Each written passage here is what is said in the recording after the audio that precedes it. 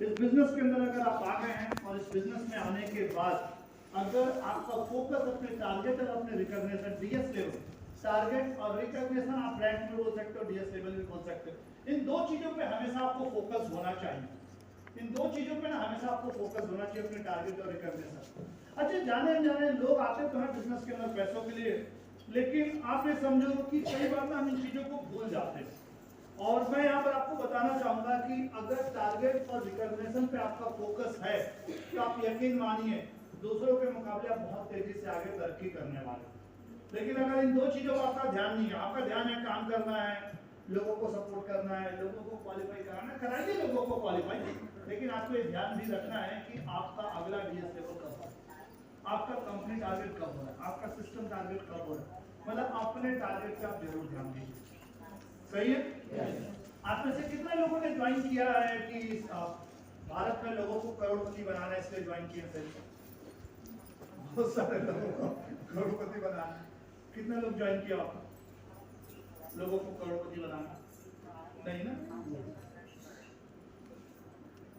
खुद को पहले आप आगे बढ़ाओगे, ट्रेन का इंजन आगे बढ़ेगा तब तो बोगी को आगे बढ़ा पाएगा, खुद ही नहीं बढ़ेगा तो दूसरों को क्या बढ़ाएगा। तो मैं अपनी लाइफ के अंदर एक लेवल पे पहुंचा तो मेरी टीम में भी बहुत से लोग एक लेवल पे पहुंचे। सही है? मैं मरकरी बना तो मेरी टीम में आज 2 mercury, winners, triple diamond, double diamond सब है। सही है? तो आपको आगे बढ़ना है, इस बात का ध्यान रखना है। तो टारगेट और रिकॉग्निशन पे फोकस रखिए, इससे आपके पैसे बढ़िया आएंगे, बढ़िया आप बाइक, अच्छी बाइक आप ले पाओगे, अच्छा लैपटॉप आप ले पाएंगे, और अच्छा मोबाइल, अच्छी कार, और फॉरेन टूर, कहीं ना कहीं सारी चीजें आप कर पाएंगे। इस बिजनेस के माध्यम से आप अपनी फैमिली के लिए बढ़िया समय आप कमा पाएंगे, और गुड हेल्थ कहीं ना कहीं, मतलब क्वालिटी टाइम आप अपने लिए, अपने हेल्थ के लिए आप ले पाओगे, अपने बच्चों को आप अच्छी शिक्षा दे पाएंगे, और अच्छा घर आप अपने लिए बना पाएंगे। कहीं ना कहीं आप एक हैप्पी फैमिली लाइफ, क्योंकि अगर पैसा है, बच्चों को आप अच्छी शिक्षा दे पा रहे हैं, अपनी फैमिली को आप समय दे पा रहे हैं, तो आप ये सारी चीजें इस बिजनेस के माध्यम से हासिल कर सकते हैं। आपका सबसे मेन फोकस इस बात पे होना चाहिए। अच्छा, मजे की बात आपको बता दूं, ये सारी चीजें आपका जाकर के इस बात पे डिपेंड करता है कि आप अपने टारगेट और रिकॉग्निशन पे फोकस कर रहे हैं कि नहीं कर रहे। एक सवाल अपने आप से आप जरूर पूछिएगा, लास्ट टाइम आप टारगेट विनर कब बने हैं अपने जीवन के अंदर? से आप कोई बात कर रहे हैं क्या? मोबाइल बज रहा है, मोबाइल बज रहा है। तो मेरी रिक्वेस्ट है थोड़ा सा ना आप लोग बंद कर लीजिए। क्या आप 100 लोगों को, बाकी लोग को डिस्टर्ब करोगे तो अच्छा नहीं है। हमारा कोई एक लीडर हेल्प कर दे, मदन जी, छीन लो मोबाइल, आप तोड़ दो जिसका जिनका ही मोबाइल तोड़ दो मदन जी। बाद में मदन जी से आप ले लीजिएगा जो तोड़ेंगे। तो आप ध्यान दीजिए, आप ध्यान दीजिए, अगर आप पहले चीज पे फोकस कर रहे हैं, अगर आप बहुत एडवांस मोबाइल, किसका मोबाइल? चलिए मदन जी बंद कर मारे बाबा।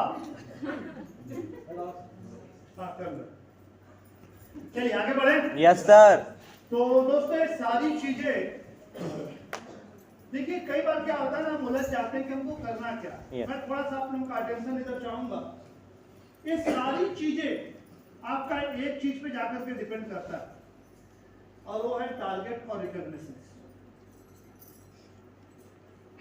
मोबाइल ऑटोमेटिक आएगा, टारगेट अगर आप हासिल कर रहे हो, पैसा अगर आप कमा रहे हो, ऑटोमेटिक आप बढ़िया मोबाइल आप ले सकते हो, बढ़िया बाइक ले सकते हो, बढ़िया कार ले सकते हो, फॉरेन टूर कर सकते हो, इंडिया टूर कर सकते हो, बच्चों को अच्छी शिक्षा दे सकते हो, अच्छा घर बना सकते हो।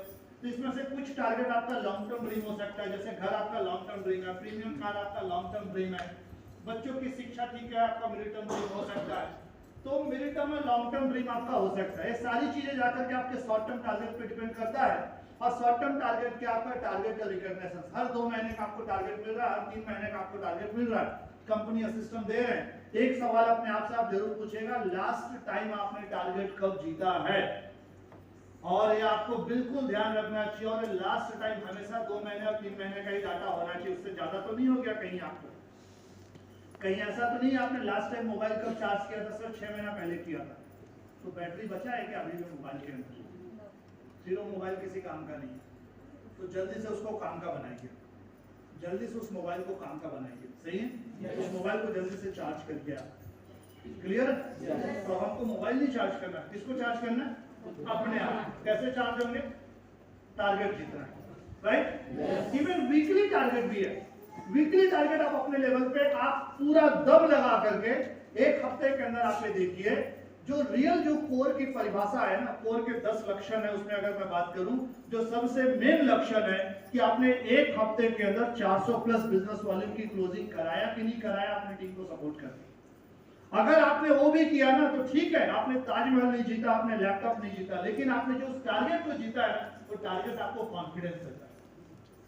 तो टारगेट विनर बनिए। हर चीज जरूरी नहीं है कि कहीं अनाउंस होगा, 400 प्लस बिजनेस वाले में आपका नाम अनाउंस नहीं होगा, बात उसकी नहीं है, लेकिन आप अपने नजरों में तो टारगेट विनर बने। तो टारगेट विनर बनने पर ध्यान दीजिए, सही है? और जितने ज्यादा बार आप टारगेट विनर बनते जाओगे, आपका रिकॉग्निशन बढ़ेगा, और वो आपका शॉर्ट टर्म टारगेट है, और बाकी चीजें मिडिल टर्म और लॉन्ग टर्म टारगेट हो सकता है। और यकीन मानिए, आपके शॉर्ट टर्म टारगेट से आपका मिडिल टर्म और लॉन्ग टर्म टारगेट पूरा डिसाइड होने वाला है। कई लोगों के जीवन सिर्फ इसलिए नहीं बदल पाते कि लोग शॉर्ट टर्म टारगेट को ना गंभीरता से ले नहीं पाते। दोस्तों, इतना बड़ा विजन लेकर के हम निकले हैं कि हम सेफ शॉप से करोड़पति बनेंगे, और करोड़पति बनने के लिए अगर 400 प्लस बिजनेस वॉल्यूम या इंडिया टूर या जंगल सफारी या लैपटॉप जैसा टारगेट हम नहीं जीत पाते हैं, तो हमको अपने आप से पूछने की जरूरत है, कहीं हम अपने आप को धोखा तो नहीं देंगे? नहीं, हम अपने आप को चीट तो नहीं कर रहे? कहीं ना कहीं कुछ गलती हो रही है, ये बात अपने आप से जरूर पूछना, क्योंकि हम उसके हिसाब से शायद कीमत नहीं चुका पा रहे, क्योंकि सब डाटा क्लियर है। कोई भी डाटा आप क्रॉस करके बता दो सर ऐसा करने से ऐसा नहीं होता। आप 50 लोगों को प्लान दिखा लो और आप बोलो सर मेरा इंडिया टूर नहीं हुआ, ये नहीं हो सकता। तो चीजें तो सब पहले से पता, उतना करना पड़ेगा, सही है? ये बातें हमको समझनी है। शॉर्ट टर्म टारगेट पे बहुत गंभीरता से ध्यान दीजिए। मिडिल टर्म और लॉन्ग टर्म टारगेट ऑटोमेटिक पूरा हो गया, मतलब मिडिल टर्म और लॉन्ग टर्म टारगेट के लिए ना ज्यादा दिमाग नहीं लगाना पड़ता है। जितना दिमाग दौड़ाना है ना शॉर्ट टर्म टारगेट के लिए दिमाग दौड़ाइए कि शॉर्ट टर्म टारगेट आपका कैसे पूरा होगा। अपनी पूरी बुद्धि शॉर्ट टर्म टारगेट के लिए लगाइए, अपनी पूरी ताकत आप शॉर्ट टर्म टारगेट के लिए लगाइए। मिडिल टर्म और लॉन्ग टर्म टारगेट ऑटोमेटिक पूरा होगा। और अगर आप शॉर्ट टर्म टारगेट पूरा नहीं करते तो middle term long term target आप सोचते रहिए, कुछ नहीं होने वाला। सही है? ये बात हमको बहुत गंभीरता से लेनी है। दोस्तों, मैं इवन इस बात को रखते रखते ये बोल सकता हूँ, बेटा आप खड़े क्यों हो? चेयर नहीं मिला आपको बैठने के लिए? तो कोई थोड़ा सा बैठा ले, एक चेयर बोली दो यार। चेयर खाली है। एक चेयर है खाली, बैठा जाओ बीच में आपके। आ जाओ। अभी गए? अच्छा चलो, यहाँ कोई आ रहा बेटा, कोई आ रहा, अभी बैठ जाओ, आके बैठ जाओ।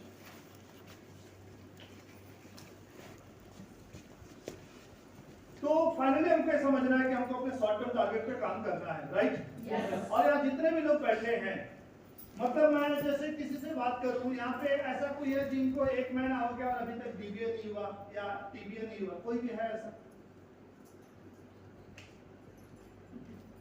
कितना दिन हो गया मैडम आपको ज्वाइन किए? साल भर हो गया। आपका भी क्या हो? एफबीए डीबीए टीबीए क्या हुआ? कुछ नहीं हुआ। रैंक हो गया? जंगल सफारी में एफबीए तो हो गया, एफबीए नहीं हुआ? हो गया। चलिए ठीक है। तो मैं देखिए बात इसलिए आपको बोलना चाह रहा हूं ना कि मैं आपको एक रियल डाटा देता हूं, मुझे नाम याद नहीं आ रहा, तो चलिए खैर मैं उसमें थोड़ा सा आगे बात करूंगा। एक रियल डाटा है, सेकेंड वर्ल्ड वॉर के दौरान एक देश है जहाँ पे आई थिंक जर्मनी ये देश है, और जर्मनी में एक जेल के अंदर 13 लाख लोगों को रखा गया था। 11 लाख लोगों की डेथ हो गई उसमें। 13 लाख में से 11 लाख लोग सेकेंड वर्ल्ड वॉर के दौरान डेथ हुई थी। डेथ का रीजन आप जानते हैं? डेथ का रीजन ये था, एक व्यक्ति की भूख अगर 4 रोटी की थी तो उनको 1 रोटी दिया जाता था खाने के लिए, क्योंकि 13 लाख लोगों को खिलाने के लिए इतना पैसा और इतना खाना था नहीं उनके पास, लेकिन उनको जेल में रखना था और उनको लोगों की जान से कोई मतलब था नहीं। तो 13 लाख में से 11 लाख लोगों की डेथ हुई। ये रियल डाटा है, आपको बताऊंगा, नाम भी बताऊंगा, मेरे पास है पूरी स्टोरी उसकी। और लोग मतलब सिर्फ उतना ही खाना जितना में वो कुछ दिन जिंदा रह पाए, तो 4 रोटी की जगह आधा रोटी दे रहे हैं, 1 रोटी दे रहे हैं। दिन भर में हमको 1 गिलास पानी पीने को मिलता, तो उससे ज्यादा पानी भी नहीं देते थे वो लोग। एक कंडीशन था इस बिजनेस के। अब 11 लाख लोगों की डेथ तो उस जेल के अंदर हो, बाकी लोग जो उस जेल के अंदर नहीं है वो लोग क्यों मरते हैं? क्योंकि खाना पूर्ति वाला जो काम है ना, खाना पूर्ति समझते हैं कि काम कर रहे हैं, काम करने से जीवन नहीं बदलेगा। वो भी खा रहे थे फिर भी 11 लाख लोग मरे। क्यों मरे? क्योंकि जितना खाना, चलिए वो चीज उनके हाथ में नहीं था, लेकिन काम तो हमारे हाथ में है।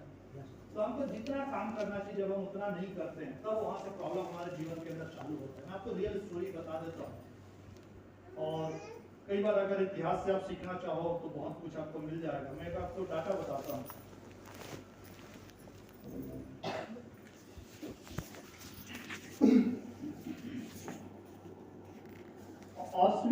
ऑस्विच करके, मतलब उसका नाम था, जर्मनी के अंदर है।